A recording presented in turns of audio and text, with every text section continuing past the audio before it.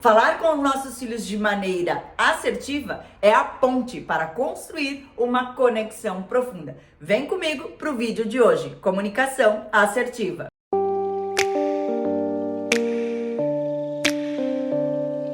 Quero trazer para vocês neste vídeo os 5 tópicos essenciais para a construção dessa comunicação assertiva, pois nós precisamos entender que é através da nossa comunicação, lembrando que não comunicamos apenas pelo que falamos, mas sim pela comunicação também não verbal, ou seja, por aquilo que você transmite. E lembrando outra vez que as crianças muito mais observam do que ouvem o que você está lhes falando. O primeiro tópico que eu quero trazer hoje para você é a escuta empática.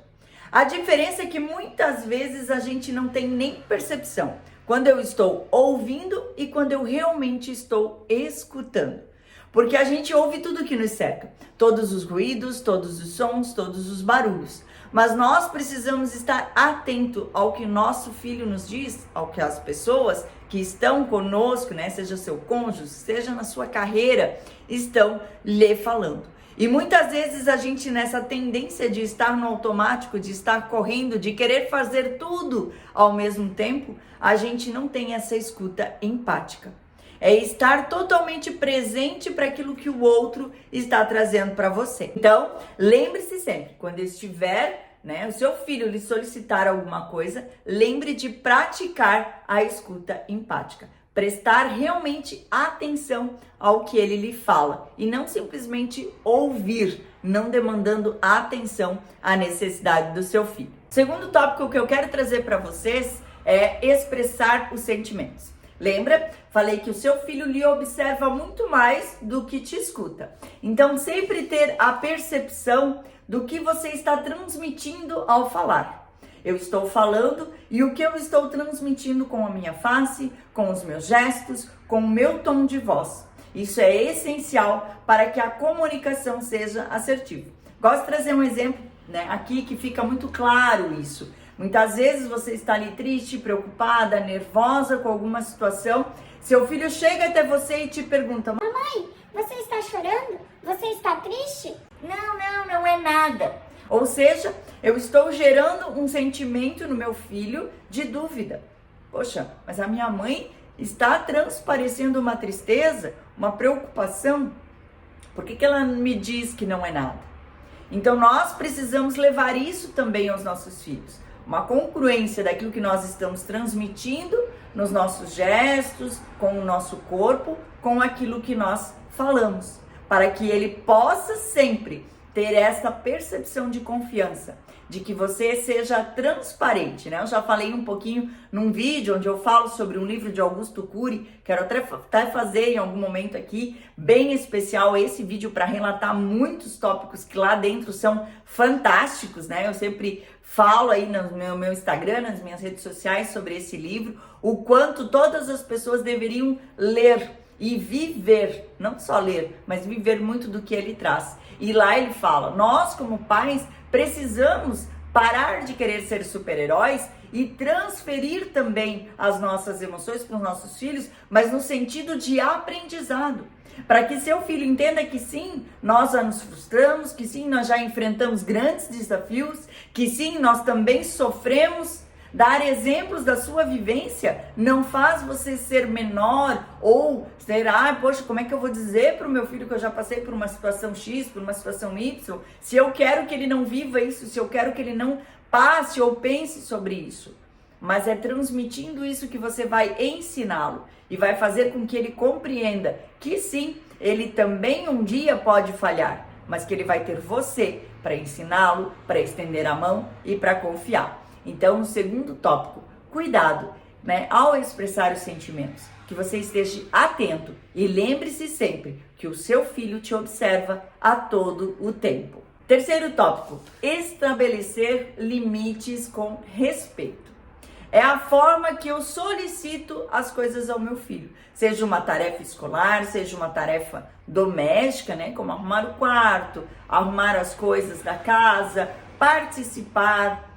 E muitas vezes até trago um exemplo da nossa cultura, antiga cultura essa, que a gente tem esse projeto para mudar, para fazer diferente, para viver essa comunicação assertiva. Quantas vezes nós obrigamos nossos filhos através de imposição, né, a fazer coisas que eles não querem naquele momento. Coisas que de repente nem você gostaria de fazer, mas que você quer porque falaram que é necessário, porque é educação. Cumprimentar uma pessoa, dar um abraço a uma pessoa, beijar uma pessoa, mas a criança não quer e você vai lá e impõe isso. Isso é faltar com respeito, com o desejo, com a autonomia que ela tem.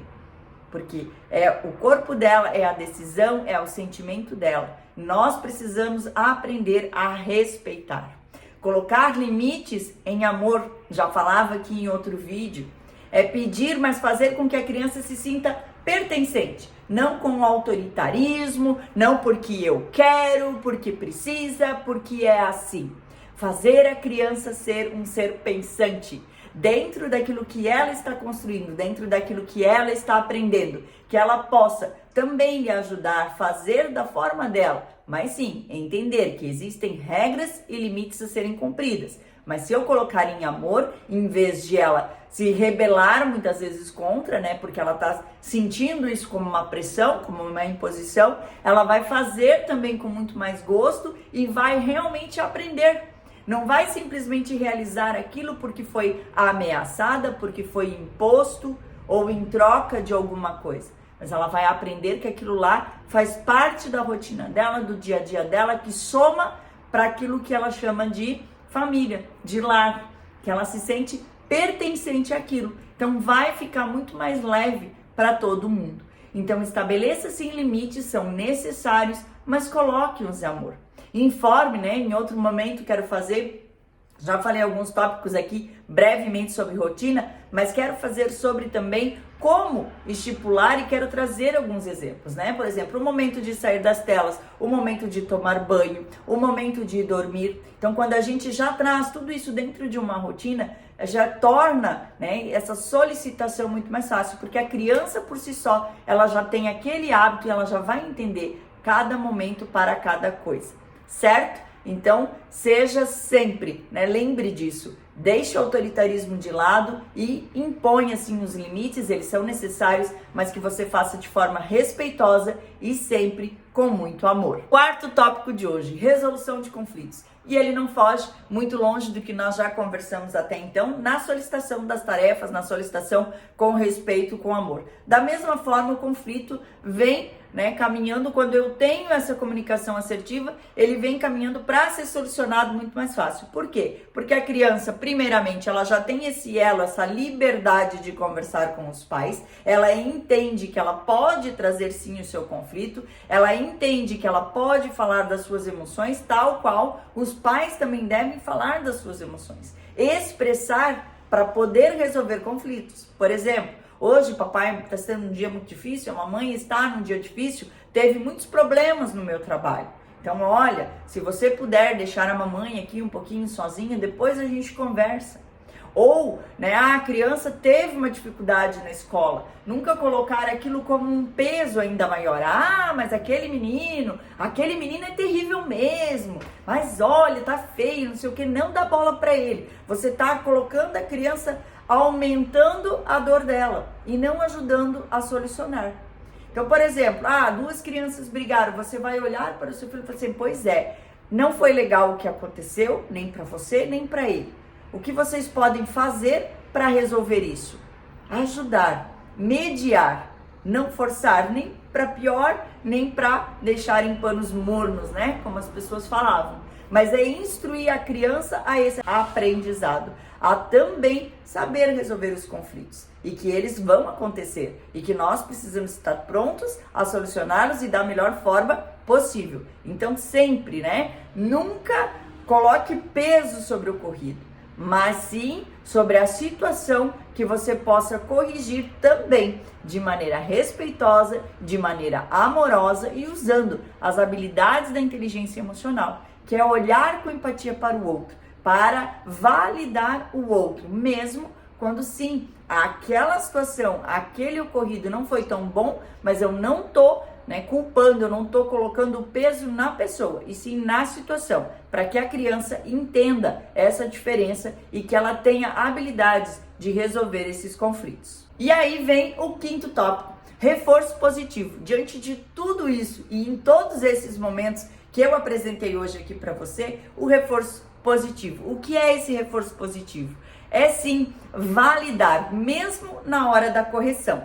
Por exemplo, meu filho muitas vezes, né, está aqui no momento de irritabilidade ou quer muito uma coisa e aí diante do não, da negatividade, tem esse momento de estresse, de choro. Então, antes de eu corrigir, né, é preciso treino. Eu sempre falo aqui pra vocês, né, deixo muito claro, não é mágica, não é, tipo, agora eu sei, vai funcionar, não vou mais ter desafio. Não é assim, infelizmente. Nada é mágica, mas tudo é treino. Treinar diariamente, a partir do momento que eu informo o meu cérebro, eu dou comandos para ele, eu começo sim a ser muito mais rápido na correção. Mesmo que eu fale, eu sei ser muito mais rápida no agir, no corrigir, no fazer melhor. E isso se torna um treino diário. Então que você valide, olha filho, isso que você fez, né, não foi legal. Por quê? Porque você é um menino inteligente, você é um menino esperto, você já ajuda tanto o papai e a mamãe, você já faz, independente ali dentro da situação, né, isso de uma maneira assim. Por que que hoje você está fazendo assim? O que que aconteceu? O que eu posso fazer para te ajudar?